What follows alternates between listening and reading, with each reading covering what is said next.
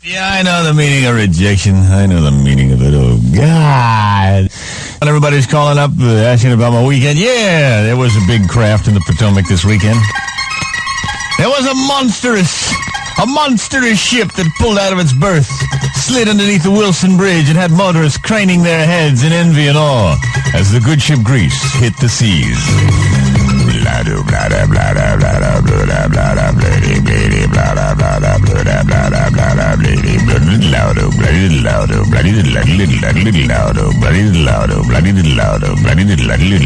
Louder.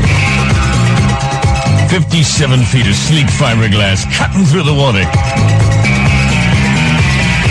Yeah, I had some sweet thing with me. Had a little receptacle on the way. See, the boat like I got is different than your average runabout. Because on an average boat, like a bow ride or something, you know, the average 16-footer, you know, your average Sears 10-foot runabout with 3.5 horsepower Evinrude on the back. You know, you got one of those, you have to hope for a nice day. But you see, when you have a boat like I got, I hope for a rotten day. I hope, you know, especially, you know, when you're out on a date. Because that gets you in the cabin quicker. See, if it's a nice day, then you're out there sunbathing, you know. You want to go below? Oh, no, let's get out here and get some sun. Well, then you got to look at your watch and wait. But then if it's a nice sun, let's stay out on deck and watch the sunset. You know, by this time, you can be growing mold around the hydraulics. You know, you're waiting and waiting and waiting. But if it's lousy, if it's cold, there's a nasty wind blowing, the rain's falling, you're already in the cabin. I'll save you 5 to 6 hours to go out on a rainy day. And then, the pitch.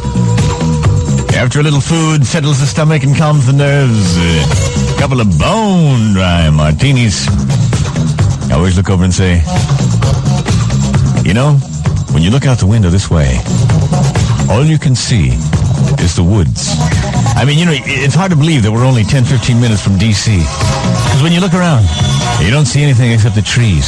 Imagine if we were off on vacation, and while we were hitting in some serene cove deep in the Caribbean, we heard come over the wireless, a nuclear attack broke out. It wiped out all civilization, but we were spared in the calm breezes of the Caribbean.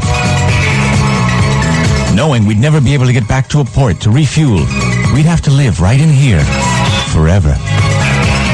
Oh, sure, we have enough supplies for several months, but eventually we'd have to go out and forage on the island. The only 2 people left. We'd have to repopulate the world. Probably I'd start by kissing you. And then I lean over, give her a kiss, and the next thing you know... Yesterday she turned around and she said, I thought you were trying to repopulate the world! We're never going to make it that way! I said, oh, I'm sorry, the water disorients me. K-R-A-Z-I. I didn't know what He is Greaseman. He's the Greaseman.